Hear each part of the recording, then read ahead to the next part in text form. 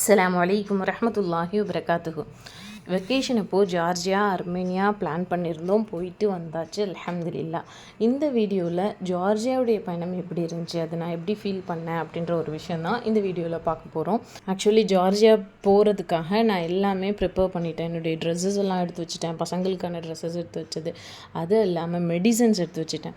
புதுசாக ஒரு கண்ட்ரி போகும்போது, அதுவும் கூலிங்கான பிளேஸ் போகும்போது இவங்களுக்கு சீக்கிரமாக தடுமை பிடிக்கும், ஜுரம் வரும், இந்த மாதிரி ஏதாவது ரெடியாகி வந்துடும். அதுக்காகவே நம்ம மெடிசன்ஸ் எல்லாம் பி ப்ரிப்பேர்டாக வச்சுப்போம் அப்படின்றதுனால ஆன்டிபயோட்டிக்ஸ்லாம் எல்லாமே வச்சுருந்தேன். ஏன்னா கிட்ஸாக இருக்காங்க. அதே மாதிரி கெட்டில் வச்சுக்கிட்டேன், ஏன்னா இவர் இன்ஃபண்ட்டாக இருக்காரா, ஸோ அந்த பசங்களுக்கு தேவையான ஃபுட்டெல்லாம் தேவைப்படணும், மில்க்கு ரெடி பண்ணணும். இதனால கெட்டிலும் கையில் வச்சுட்டேன். ஹோட்டலில் இருக்குன்றது தெரிஞ்சாலும் சேஃப்டிக்காக நான் அதை வச்சுருந்தேன்.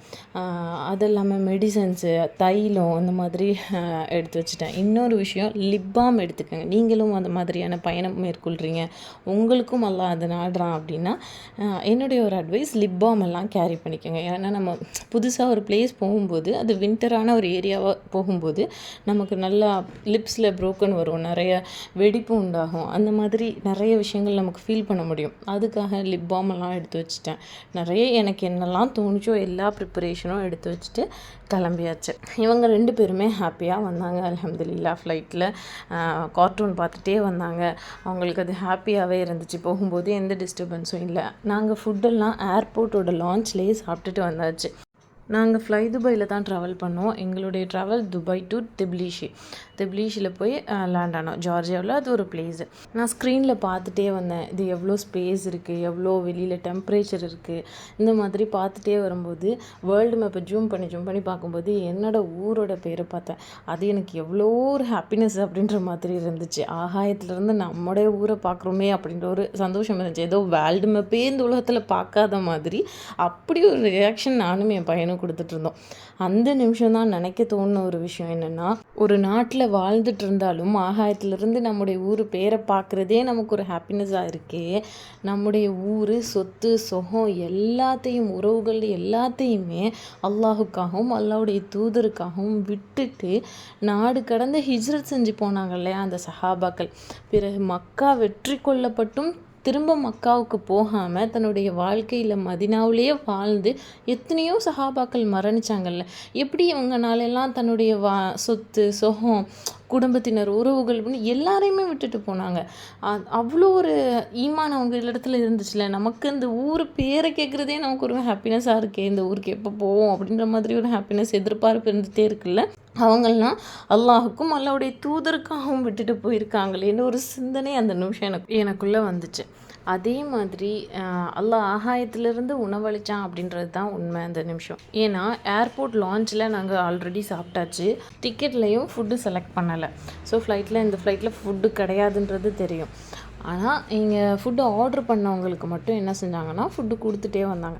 அப்புறம் கொஞ்சம் நேரம் கழிச்சுட்டு ஏர் ஹோஸ்டர்ஸ் வந்து சொன்னாங்க, ஃபுட்டு கொஞ்சம் எக்ஸ்ட்ராவாக இருக்குது, நாங்கள் எல்லாேருக்கும் டிஸ்ட்ரிபியூட் பண்ணுறோம், நீங்கள் உங்கள் ஃபேமிலிக்கு இது 2 பேக் வச்சுக்கோங்கன்ற மாதிரி கொடுத்தாங்க. அது ஓப்பன் பண்ணி பார்த்தா அது அல்லாஹ் அஃபானுக்கு கொடுத்த ஃபுட்டு மாதிரியே இருந்துச்சு. ஸ்மாஷ்டு பொட்டேட்டோலாம் இருந்துச்சு. அவன் வந்து லான்ச்சில் ஒழுங்காக சாப்பிடல.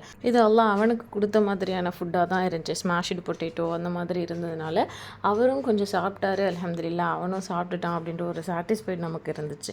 அப்புறம் அல்ஹம்துலில்லாஹ் லேண்ட் ஆயாச்சு திப்லிஷி பார்க்கும்போது இறங்குனதுமே ஒரு மாதிரியான மலைத்தூரலோடு தான் இறங்கணும். ரொம்ப நாள் கழித்து நான் மலையை பார்த்தேன்.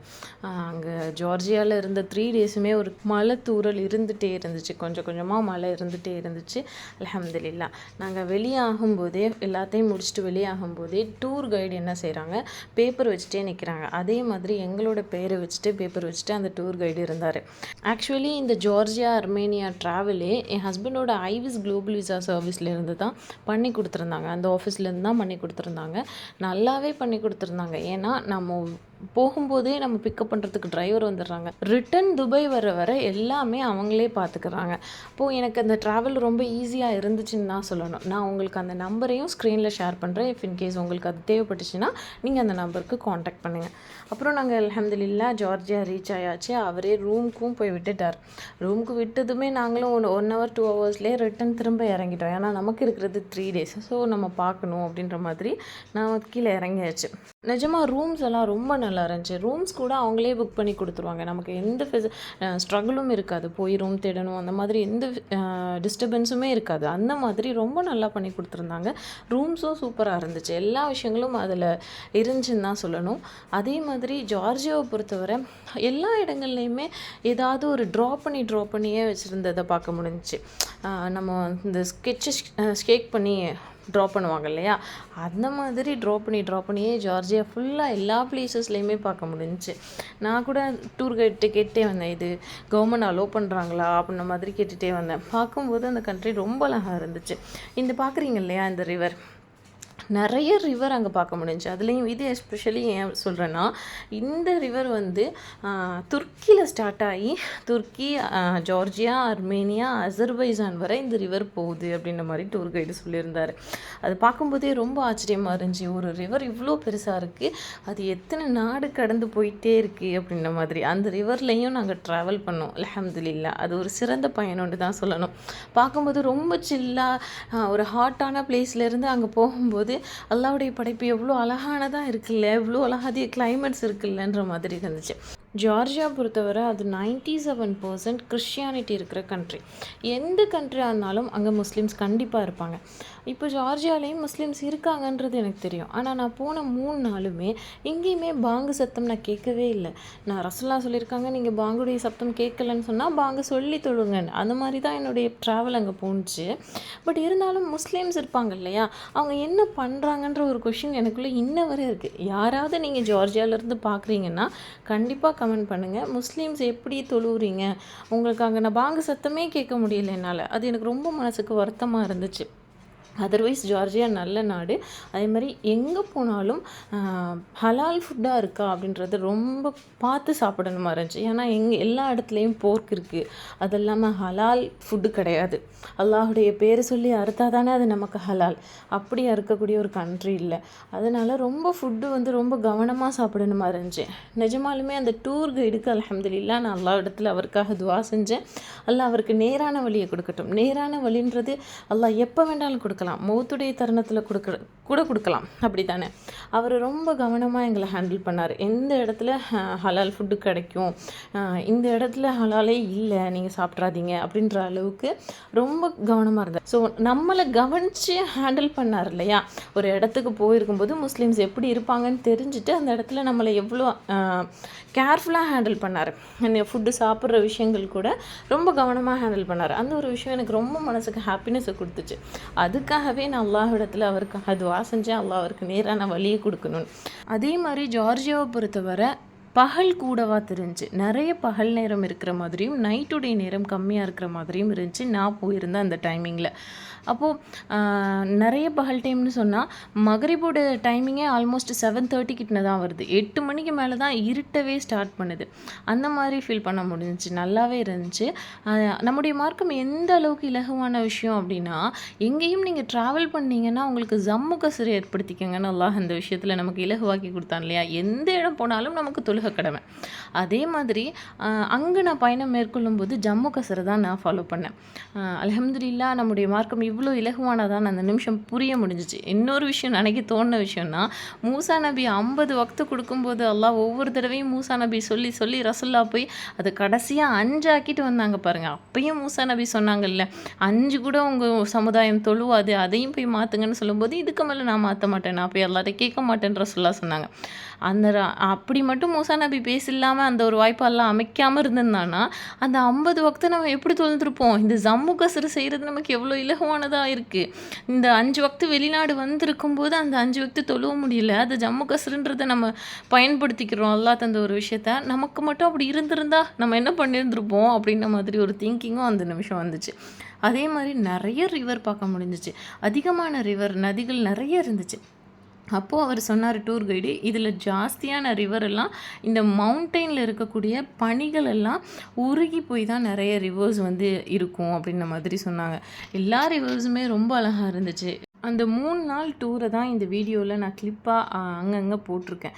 ஒரே நாளில் போனது கிடையாது. அதே மாதிரி எல்லா இடங்களுமே ரொம்ப அழகாக இருந்துச்சு. அது மாதிரி ஃபுட்டுடைய விஷயம் கவனமாக ஹேண்டில் பண்ணணும். எங்கேயுமே ஹலால் இல்லை. ரொம்ப அங்கேயும் அல்லாஹ் உணவளிச்சாங்கிறது தான் உண்மை. ரொம்ப கஷ்டப்படலை நாங்கள். உணவு இல்லாமல் ரொம்ப ஃபுட் இல்லாமல் பார்த்து பார்த்து சாப்பிட்ற மாதிரி இருந்துச்சு. அந்த மாதிரி இல்லை. அங்கேயும் அல்லாஹ் உணவளிச்சான். சில ஹோட்டல்ஸ் இருக்குது ஹலால்னு சொல்லிட்டு ஃபுட்டு மென்ஷன் பண்ணியே இருக்குது. ஹலால் ஃபுட்டுனாலேயே அதோடைய ப்ரைஸ் கூடவா இருக்குது. அந்த மாதிரி தான் ஃபீல் பண்ண முடிஞ்சுச்சு. ஆனால் நல்லா இருந்துச்சு அல்ஹம்துலில்லாஹ். அழகாதிய ஒரு பயணமாக இருந்துச்சுங்கிறது தான் உண்மை. திப்லீஷில் தானே நம்ம ஸ்டே பண்ணியிருந்தோம். அந்த இடத்துல நமக்கு ஒரு ஜாக்கெட் வேர் பண்ணால் போதும். கேப்பு, க்ளவுஸு அந்த மாதிரி போட்டிருக்கணும் அப்படின்ற ஒரு குளிர் ஜாஸ்தியாக நான் ஃபீல் பண்ணலை.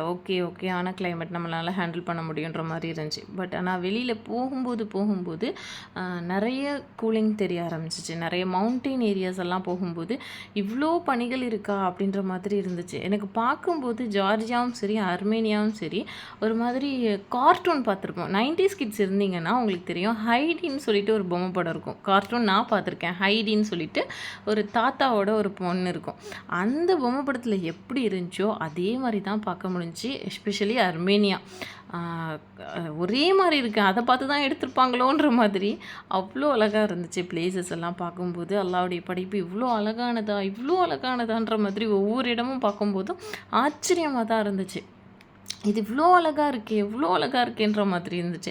இவ்வளோ பணிகளுக்கு மத்தியில் அல்லாஹ் நம்மளை அங்கே கூட்டிகிட்டு போனான்றதை நினைக்கிறோம்ல.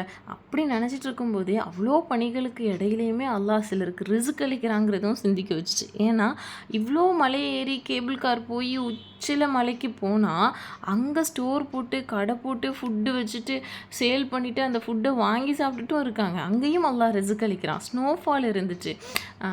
ஃபஸ்ட் டைம் நான் பார்த்தேன் ஸ்னோஃபால்ன்ற ஒரு விஷயம். அப்போ தான் ஃபஸ்ட் டைம் பார்க்குறேன். ஃபுட்டு டைனிங் டேபிள் வச்சு ஃபுட்டு சர்வ் பண்ணுறாங்க அந்த இடத்துல. அப்போ உச்சி மலையில் எல்லாம் ரிஸ்க் அளிக்கிறான் அவங்களுக்கு. நாங்களுமே ஒரு ஸ்ப்ரிங் பொட்டேட்டோ வாங்கியிருந்தோம். அதை வாங்கிட்டு கேபிள் காருக்குள்ளே கூட போகலை. அதோட ஹார்ட் போயிடுச்சு. ஏன்னா அவ்வளோ கூலிங்கான ஒரு இடத்துல சூடோடு சாப்பிட முடியாது. சட்டுன்னு போயிடுச்சு. அதே மாதிரி நிறைய முஸ்லீம்ஸ் பார்க்க முடிஞ்சிச்சு. லோக்கல்ஸ் துபாயோட லோக்கல்ஸ் பார்க்க முடிஞ்சிச்சு. கல்ஃப்லேருந்து நாங்கள் ஃப்ளை துபாய் போகும்போதுமே துபாய் லோக்கல்லேருந்து நிறைய லேடிஸ் வந்திருந்தாங்க, ஜென்ட்ஸ் வந்திருந்தாங்க, தாய்லாண்ட்லேருந்து வந்திருக்காங்க, நிறைய முஸ்லீம் கண்ட்ரீஸ்லேருந்து இருக்காங்க. இதில் எனக்கு என்ன இன்ன வர டவுட்டுன்னா அந்த பாங்கு சப்தம் இல்லை, பாங்கு சத்தம் இல்லை அப்படின்னா பள்ளி பார்க்க முடியல. அல்லாஹுடைய பள்ளி ஒரு சின்ன பள்ளி கூட எங்கேயுமே பார்க்க முடியல. நாங்களும் கேட்டுகிட்டே இருந்தோம். அவர் டூர் கைடும் ரெஸ்பான்ஸ் சரியாக அவருக்கும் பண்ண தெரியல. அப்போ முஸ்லீம்ஸ் எல்லாம் என்ன பண்ணுறாங்க அப்படின்ற ஒரு கேள்வி தான் இருந்துகிட்டே இருக்குது. அது யாரும் நீங்கள் பார்த்துருந்தீங்கன்னா வீடியோ பார்க்குறீங்கன்னா கண்டிப்பாக எனக்கு கமெண்ட் பண்ணுங்கள். அந்த இடங்களில் நான் ஃபீல் பண்ண ஒரு விஷயம் என்னென்னா குளிரும் ஒரு வகையான சோதனை அப்படின்றது தெரிஞ்சிச்சு. ஏன்னா மழை போக போக க்ளவுஸ் எல்லாம் இல்லாமல் இருக்கவே முடியல. நம்ம இருக்கிற ஏரியாலேருந்து கொஞ்சம் தூரம் வந்து பார்த்தா இவ்வளோ அழகாதிய கிளைமேட். அங்கேயும் பில்டிங்ஸ் எல்லாமே மலைகளில் தான் பில்டிங்ஸே. அவ்வளோ அழகாதிய பில்டிங்ஸ் இருக்குது. எப்படி இங்கெல்லாம் வாழ்கிறாங்க, இவ்வளோ குளிராக இருக்கே அப்படின்ற மாதிரி ஒரு சிந்தனை இருந்துகிட்டே இருந்துச்சு. நம்மளாம் வெயில் காலத்திலே போர்வை போட்டுட்டு தூங்குறாள். ஸோ நம்மளை போய் அங்கே விட்டால் எவ்வளோ குளிராக இருக்கே அப்படின்ற மாதிரி பல திங்கிங் இருந்துச்சு. ஆனால் இந்த உலகத்தெல்லாம் இவ்வளோ அழகாக படைச்சிருக்கானே அப்படின்ற ஒரு சிந்தனை மட்டும் மாறவே இல்லை. இன்ஷா அல்லாஹ் நெக்ஸ்ட் வீடியோவில் அர்மேனியாவை பற்றி பார்க்கலாம். அஸ்ஸலாமு அலைக்கும் வரஹ்மத்துல்லாஹி வபரகாத்துஹு.